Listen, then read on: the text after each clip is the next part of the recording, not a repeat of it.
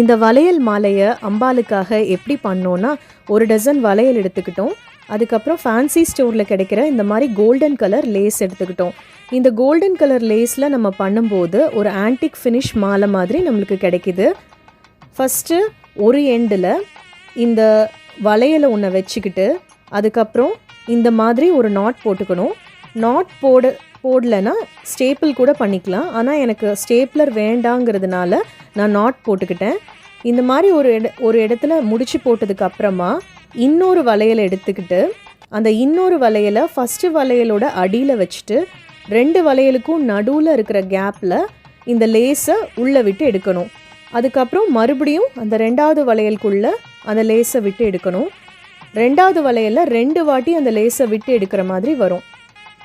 இப்போ மறுபடியும் பாருங்கள், ஒரு வளையல் எடுத்துகிட்டு ஃபஸ்ட்டு வளையலோட அடியில் வைக்கிறோம். அதுக்கப்புறம்